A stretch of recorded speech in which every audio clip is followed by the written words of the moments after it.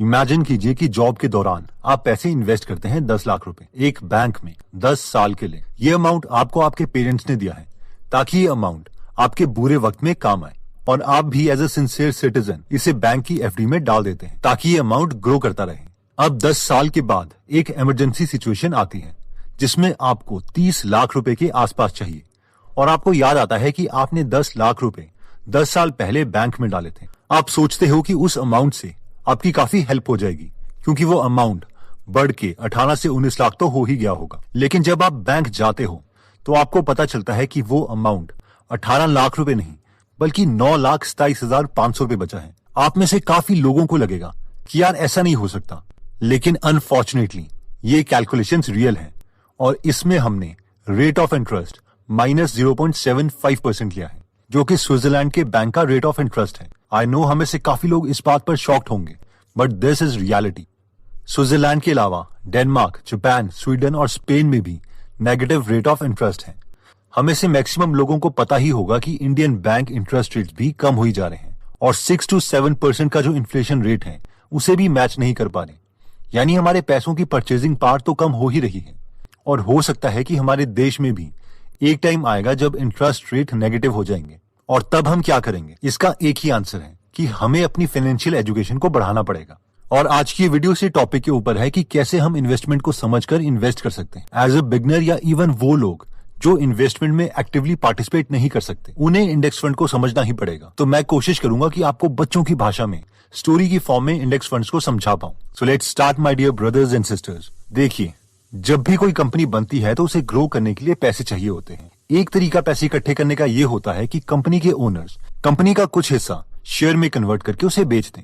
Let's say कि एक company है और उस कंपनी के ओनर को पैसे चाहिए, तो वो ओनर अगर अपनी कंपनी का 10% 1 लाख शेयर्स में कन्वर्ट कर देते हैं तो आप और मेरे जैसे कॉमन पब्लिक उन शेयर्स को खरीद सकती है। लेट्स से कि हम सब ने मिलके 10 लाख रुपए दे दिए इस कंपनी को 1 लाख शेयर्स के बदले। अब इससे हुआ ये कि कंपनी के ओनर्स को रुपए मिल गए अपनी कंपनी के 10% शेयर्स बेचने पर, जिससे वो अपनी कंपनी को ग्रो कर सकते हैं, और हमें एक बिजनेस का छोटा सा टुकड़ा मिल गया जो कि शेयर्स हैं।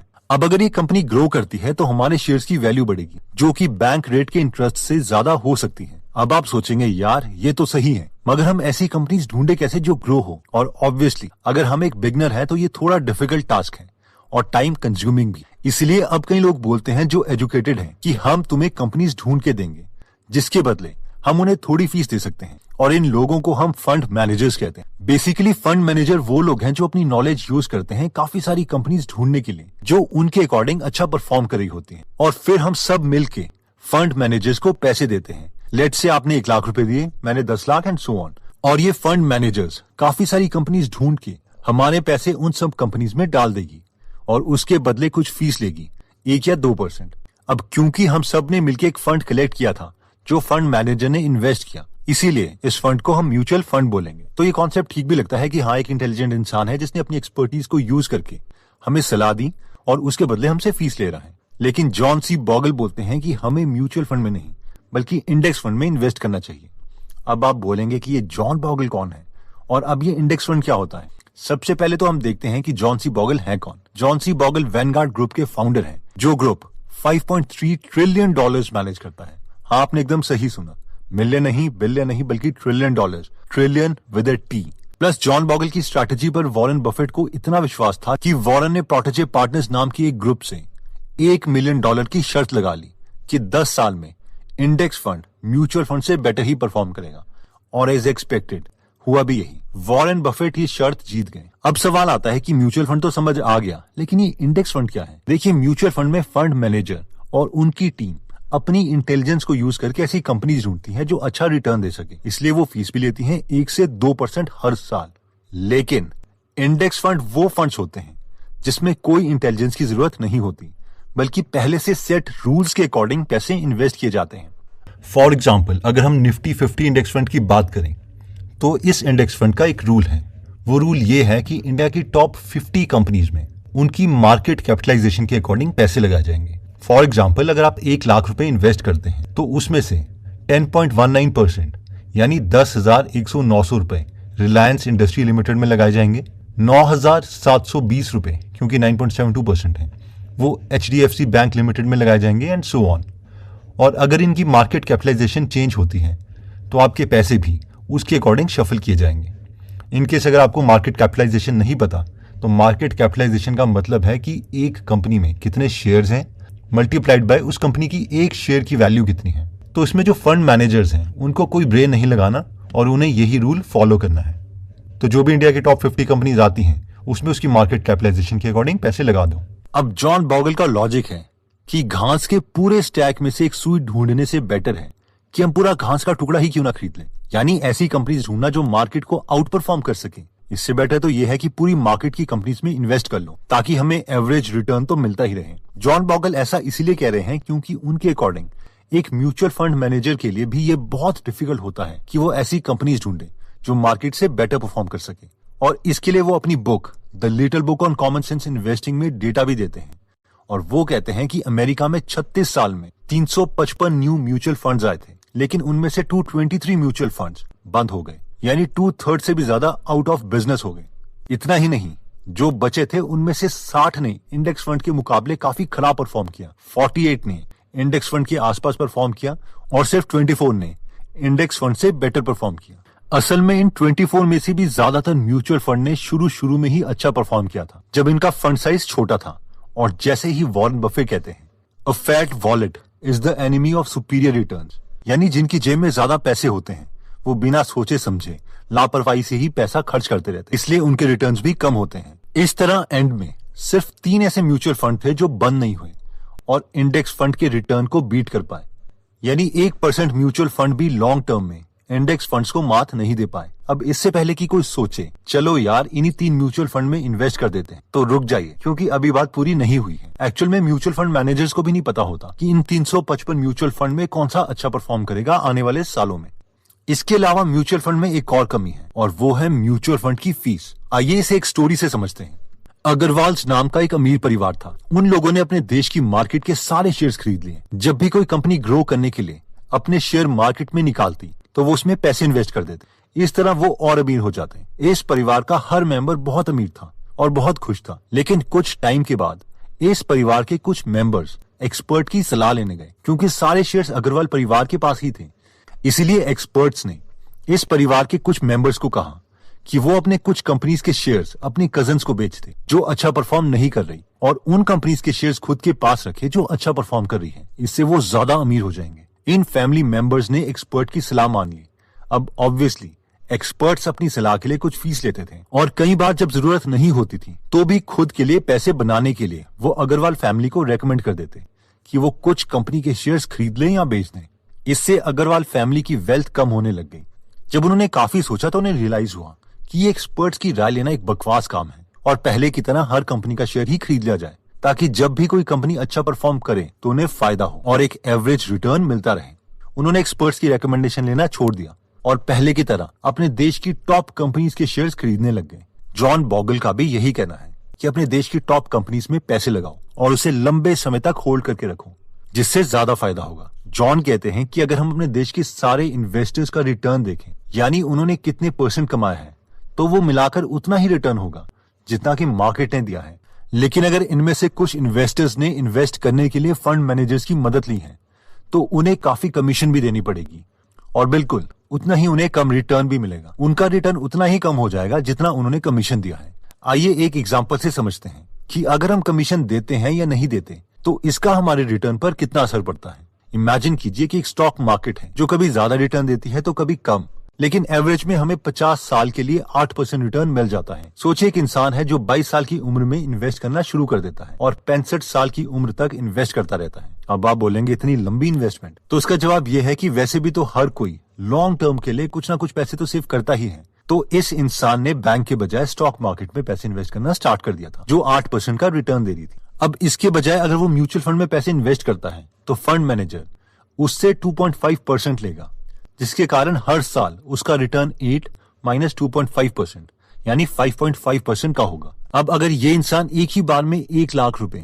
50 साल के लिए 5.5% पर इन्वेस्ट कर देता है तो उसका फाइनल रिटर्न 14 लाख मिलेगा। लेकिन अगर इतना ही पैसा वो बिना किसी फंड मैनेजर को फीस दिए 8% पर इन्वेस्ट करता है तो उसका फाइनल रिटर्न 46 लाख होगा। यानी पहले रिटर्न से 300% ज्यादा। नेक्स्ट पॉइंट कहता है कि taxes are cost too. Stock market में एक कहावत है कि जितना ज्यादा मोशन होगा रिटर्न उतना ही कम होगा। यानी हम जितनी बार अपने फंड से पैसे निकालते हैं हमें उतनी बार गवर्नमेंट को टैक्स देना पड़ता है, क्योंकि उसे हमारी इनकम ही माना जाता है। ये काफी बड़ा खर्चा होता है। ऐसे फंड्स जिन्हें एक्टिवली मैनेज किया जा रहा है उनमें शेयर्स बार बार खरीदे और बेचे जाते हैं। अब आप सोच रहे होंगे कि यार ऐसा क्यों? ऐसा इसीलिए क्योंकि जब जब फंड मैनेजर को लगता है कि कोई दूसरी कंपनी अच्छा परफॉर्म कर सकती है तो वो पुरानी कंपनी के शेयर्स बेचकर आपका पैसा नई कंपनीज में लगा देता है। लेकिन अगर हम इंडेक्स फंड में इन्वेस्ट करते हैं और लंबे समय तक उसे होल्ड करके रखते हैं तो हमें पता है कि हमारा पैसा ज्यादा मूव नहीं करेगा, इसलिए इन्वेस्टर को टैक्स भी काफी कम देना पड़ता है। आइए इसे भी एक एग्जांपल से समझते हैं। जॉन बताते हैं कि पिछले 25 सालों में इक्विटी फंड का एवरेज रिटर्न 10% रहा है, जबकि अमेरिका के इंडेक्स फंड S&P 500 का रिटर्न 12.3% रहा है। अब ये जो म्यूचुअल फंड्स हैं जिन्हें बहुत ही एक्टिवली मैनेज किया जाता है, इसमें बार बार शेयर खरीदे जाते हैं और बेचे जाते हैं, जिसकी वजह से इन्वेस्टर को एवरेज में 1.5% का टैक्स देना पड़ता है, जिसकी वजह से जो उनका इफेक्टिव रिटर्न है वो 10% minus 1.5% which is equal to 8.5% हो जाता है। अगर हम S&P 500 की बात करें तो उसमें टैक्स 0.6% के करीब है। ये रेट इसीलिए कम है क्योंकि इस इंडेक्स फंड के शेयर्स बहुत ज्यादा खरीदे या बेचे नहीं जाते, इसीलिए इस केस में हमारा इफेक्टिव रिटर्न 12.3% माइनस 0.6% यानी 11.7% के करीब आता है। इसका मतलब अगर कोई 1 लाख रुपए 25 सालों के लिए म्यूचुअल फंड में इन्वेस्ट करता है तो उसे अंत में 6,97,000 रुपए ही मिलेंगे, लेकिन इंडेक्स फंड में 14,90,000 मिलेंगे। यानी म्यूचुअल फंड वालों को करीबन 8,37,000 रुपए कम मिलेंगे। तो अगर अब आप कन्विंस हो चुके हैं जॉन बॉगल की थियोरी से कि index funds are better than mutual funds, तो प्रैक्टिकल एग्जांपल देखते हैं कि इंडेक्स फंड में हम कैसे इन्वेस्ट कर सकते हैं और इसमें कब इन्वेस्ट करें। ओके, अगर हमें इंडेक्स फंड खरीदना है यानी इन कंपनीज में इनकी मार्केट कैपिटलाइजेशन के अकॉर्डिंग हमें इन्वेस्ट पैसे करने हैं तो हमें एक प्लेटफॉर्म चाहिए, यानी एक ऐसा दुकानदार चाहिए जहां पर ये सामान बिक रहा हो। तो मैं just for the sake of example grow का एग्जाम्पल ले लेता हूँ। ये कोई स्पॉन्सर्ड वीडियो नहीं है, मुझे इनका यूआई अच्छा लगता है तब मैं इसका एग्जांपल ले रहा हूँ। तो सबसे पहले सवाल ये आता है कि ये जो भी प्लेटफॉर्म हम यूज करेंगे, लेट्स से ग्रो, तो क्या ये सिक्योर्ड है कि नहीं, या जिस भी प्लेटफॉर्म के थ्रू हम इन्वेस्ट करेंगे उनका हम सर्टिफिकेट देख सकते हैं। तो यहाँ पे ये सेबी का सर्टिफिकेट है, security and exchange board of India limited. तो यहाँ पे सेबी ने इनको ये सर्टिफिकेट दिया हुआ है कि ये एज अ ब्रोकर एक्ट कर सकते हैं। तो एक्चुअली में जो ग्रो की कंपनी है उसका नाम है next billion technology private limited, और ये सर्टिफिकेट आप सेबी की वेबसाइट में जाके भी कंफर्म कर सकते हैं। सेकंड जो डाउट आता है वो ये है कि अगर हम ग्रो में पैसे इन्वेस्ट करते हैं और ग्रो वाले पैसे लेके भागे तो क्या होगा। तो एक्चुअल में ऐसा नहीं होता। हम ग्रो को पैसे देते हैं और जो भी इनकी डीलिंग होती है उसके अकॉर्डिंग जिसमें भी हम पैसे इन्वेस्ट करेंगे वो पैसे उस प्लेटफॉर्म में चले जाते हैं। लेट्स से अगर हम ICICI का prudential technology direct plan growth खरीदते हैं तो एक बार अगर ट्रांजैक्शन हो गई है तो पैसे ICICI के पास होंगे, ना कि ग्रो के पास। जब हम इसमें इन्वेस्ट करेंगे तो ये ICICI वाले हमें ईमेल भी सेंड करते हैं कि आपके पैसे हमारे पास आ गए हैं। हम इनके बैंक में जाके भी कंफर्म कर सकते हैं। अब अगर बैंक ही भाग गया तो ऑब्वियसली हम कुछ नहीं कर सकते। तो जिस भी बैंक में आपको भरोसा है उसके एक्सपेंस रेशो के अकॉर्डिंग वगैरह जैसे भी आप डिसीजन लेना चाहते हैं ले सकते हैं, क्योंकि कोई फर्क नहीं पड़ेगा। At the end of the day सबने ये रूल ही फॉलो करना है और इसी के अकॉर्डिंग पैसे इन्वेस्ट करने हैं। I hope you got the point. तो अब मैंने यहाँ पे 2 एग्जाम्पल लिए हैं। पहला मैंने एक उठाया है नॉर्मल म्यूचुअल फंड का एग्जाम्पल, और सेकंड मैं उठा रहा हूँ एक इंडेक्स फंड का एग्जाम्पल। तो यहाँ पे आप देख सकते हैं ये UTI Nifty index fund direct growth है, और यहाँ पे आप देख सकते हैं ये एक prudential technology direct plan growth है। तो अगर सबसे पहले हम इसकी होल्डिंग की बात करें तो ऑब्वियसली इसकी होल्डिंग हम नीचे आएंगे और हम देख सकते हैं कि इन्होंने कहाँ पे इन्वेस्ट किया है। इनकी कंपनीज है ये इन्फोसिस, TCS, HCL। इन्फोसिस में इन्होंने इन्वेस्ट किया है 21.6%, TCS में 7.4%, HCL टेक्नोलॉजी में 7.1% एंड सो ऑन। अब क्योंकि ये फंड मैनेजर अपना ब्रेन यूज कर रहे हैं, यानी इनके अकॉर्डिंग ये परफॉर्म अच्छा कर सकती है, इसीलिए इनकी जो एक्सपेंस रेशो है यानी इनकी कमीशन वो इंडेक्स फंड के कंपैरेटिवली ज्यादा होगी। तो यहाँ पे ये क्या है 1.16%। अगर यही हम देखें UTI निफ्टी 50 में तो इनकी जो एक्सपेंस रेशो है यानी इनकी कमीशन बहुत ही कम है 0.1%, क्योंकि यहाँ पर इनको कोई ब्रेन नहीं लगाना। ये इस केस में भी 1.16% आ गई, वरना ये 2% के आसपास होती थी, क्योंकि ये डायरेक्ट प्लान है। अगर ये डायरेक्ट प्लान नहीं होता तो एक्सपेंस रेशियो ज्यादा होता। अब एक्चुअली यूट्यूब और बाकी प्लेटफॉर्म की वजह से यूजर्स को इन्फॉर्मेशन आ गई है तो हम हमेशा डायरेक्ट प्लान ही खरीदते हैं, इसलिए इसका एक्सपेंस रेशियो जो है वो 1.16% है और इसका कितना है 0.1%। फिर भी आप देख सकते हो ये इसके 10 टाइम्स ज्यादा है। एनीवेज, तो अगर आप इस फंड में इन्वेस्ट करते हैं तो आपको 100 रुपये का आप सिप स्टार्ट कर सकते हैं, यानी 100 रुपये पर मंथ आप दे के इस फंड में स्पेंड कर सकते हैं। यहाँ पर सिप अमाउंट है 500 रुपीज़। ये फंड स्टार्ट हुआ था 1 जनवरी 2013 में और इसका फंड साइज है 3669 करोड़ रुपीज़, यानी सब ने मिलके इन फंड मैनेजर्स को 3669 करोड़ रुपीज़ दे चुके हैं और वो सारे के सारे पैसे निफ्टी की टॉप 50 कंपनीज में लगे हैं। जबकि अगर आप यहाँ पे देखेंगे तो इसका फंड साइज थोड़ा सा कम है, 2042 करोड़ रुपए। अब अगर हम रिटर्न की बात करें तो यहाँ पे 1 ईयर रिटर्न आता है 128%, 28.4 3 ईयर का, 22.8 5 ईयर का रिटर्न, और सिंस इंसेप्शन यानी जब से शुरू हुआ है ये 23.9% है। जबकि अगर हम निफ्टी में देखेंगे तो आपको लगेगा यार ये तो कम है, ये 61, 11, 14 और सिंस इंसेप्शन तो ये 12.7% है। तो इसके अकॉर्डिंग तो जो जॉन सी भोगल की थियोरी है वो गलत हो रही है। पर अगेन अगर आप विश्वास करते हैं कि ये बाकी जो जितने भी फंड्स हैं ये वही फंड है जो ओपन रह गए, यानी जो फ्लॉप हो गए थे फंड वो एग्जिस्टेंस में नहीं है। अगर आपको इस थियोरी पे बिलीव है तो मैं भी ये प्रेफर करूंगा कि अगर आप स्टार्ट करना चाहते हैं तो आप निफ्टी इंडेक्स फंड से स्टार्ट कर सकते हैं। तो अगर आप चाहें और कंपनीज के भी इंडेक्स फंड्स ले सकते हैं, लेट्स से हम HDFC का इंडेक्स फंड भी ले सकते हैं। तो ये भी सेम ही करेंगे, सेम जगह ही ये एक्चुअल में इन्वेस्ट करेंगे। तो इनका फंड साइज 2060 करोड़ है और इनका एक्सपेंस रेशियो भी सेम है। तो जिस बैंक में भी आपको विश्वास है, HDFC, UTI या कोई और, तो उसमें हम इन्वेस्ट कर सकते हैं। अब सिर्फ स्टार्ट करने के लिए हमें नॉर्मली जैसे हम अमेजोन से खरीदते हैं वैसे ही खरीदना है, ईमेल आईडी में लॉगिन करके। तो ये प्रोसेस बहुत सिंपल है और इसमें ऐसा नहीं है कि आपको कुछ एक्स्ट्रा करना पड़ेगा। ऑब्वियसली स्टार्टिंग में पैन कार्ड और ये देना पड़ेगा, लेकिन ये प्रोसेस बहुत सिंपल हो गया है। तो I hope you got the point. कोई डिफिकल्टी नहीं होगी, खरीदना मुश्किल नहीं है, जिस लॉजिक जो लगाना है that is more important as compared to the clerical knowledge, ये कि खरीदना कैसे है। तो ये जब आप खरीदते हो इसमें कुछ ज्यादा नहीं होता, जैसे आप फ्लिपकार्ट से सामान खरीदते हो या अमेजोन से खरीदते हो, ये एग्जैक्टली वैसा ही है। अब सवाल आता है कि कब इन्वेस्ट करें। अगर तो आप सिप स्टार्ट कर रहे हैं, यानी हर महीने थोड़ा थोड़ा अमाउंट आप इंडेक्स फंड में डालना चाहते हैं, तो मेजॉरिटी ऑफ प्रोफेशनल्स का कहना यही है कि हम सिप कभी भी स्टार्ट कर सकते हैं, क्योंकि हम इंडेक्स फंड तब भी खरीद रहे होंगे जब मार्केट ऊपर जा रही होगी और तब भी खरीद रहे होंगे जब मार्केट डाउन होगी।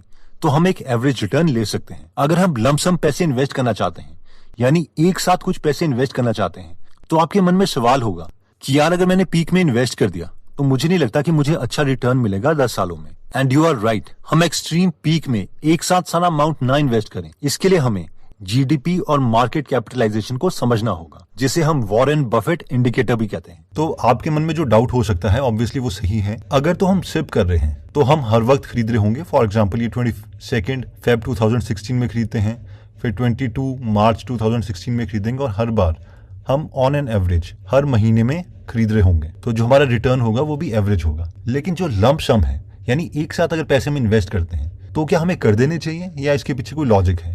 तो एक जो लॉजिक ऑब्वियसली आता है वो है बफेट इंडिकेटर। बफेट इंडिकेटर की बाद में थोड़ी सी बात करेंगे, लेकिन एक बार एक चीज देखते हैं। लेट्स से हम ये कैलकुलेटर साथ में उठा लेते हैं। अब हम देखते हैं कि अगर हम यहाँ पे इन्वेस्ट करते हैं, यानी जब इसकी NAV की वैल्यू थी 344, क्योंकि ये पीक है, तो ऑलमोस्ट पीक में जब हम आगे जाते हैं, ये डेट थी 2018 अगस्त, और यहाँ पे हम दोबारा से आते हैं ऑलमोस्ट 1-1.5 साल के बाद, और यहाँ पे हो गया ये 370।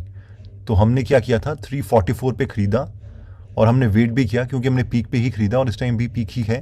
तो 344 और ये आ गया 367 अप्रॉक्सीमेटली। तो यहाँ पर हैं 367, लेट्स से हम 367 में बेच रहे हैं। 367 minus 344 is equal to 23 divided by 344।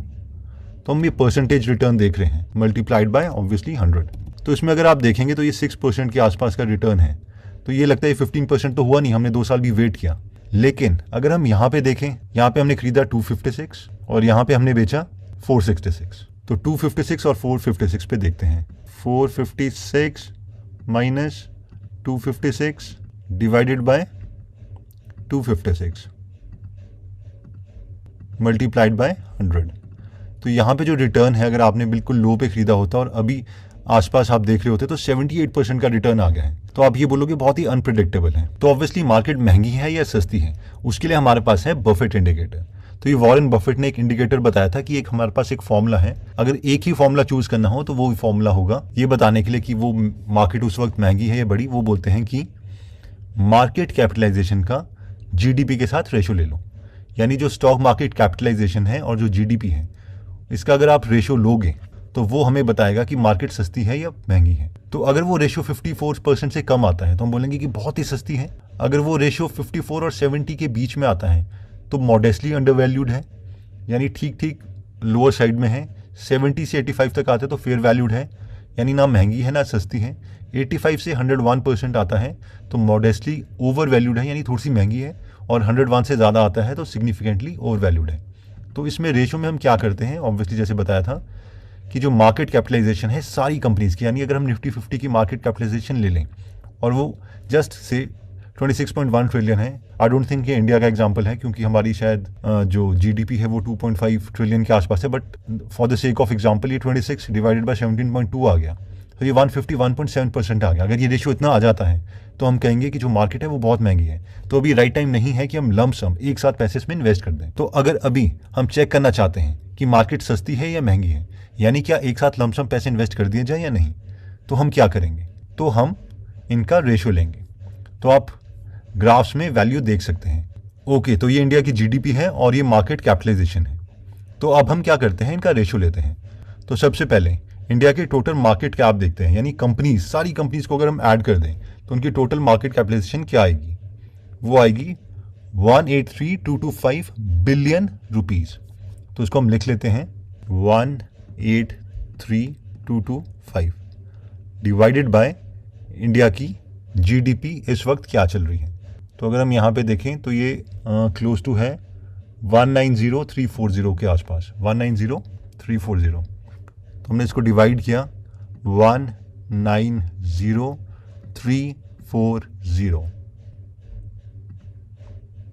Multiplied by 100, तो ये हमारा इंडिकेटर आ गया 96.26%। तो हमने क्या देखा था, अगर 96% के आसपास आ रहा है तो क्या सस्ती है मार्केट या महंगी है। अगर रेशियो 90 से ज़्यादा आ रहा है, अभी कितना आ रहा है 96%, तो ये सिग्निफिकेंटली ओवर वैल्यूड है, यानी अभी एक साथ लंप सम पैसे इन्वेस्ट करने का मतलब नहीं बनता। यहाँ पर भी फेयर वैल्यूड में भी नहीं है। अगर आपका इसके आसपास नंबर आ जाए 49, 50 के आसपास, तो काफ़ी अच्छे चांसेस होते हैं कि ये राइट टाइम है कि हम लंप सम पैसे इन्वेस्ट कर सकते हैं। बट स्टिल डिसीजन आपका है और आप बाकी भी रिसर्च कर लीजिएगा लंप सम पैसे इन्वेस्ट करने से पहले। तो दोस्तों, इस वीडियो में हमने जॉन सी बॉगल की थ्योरी देखी कि क्यों index funds are better than mutual fund.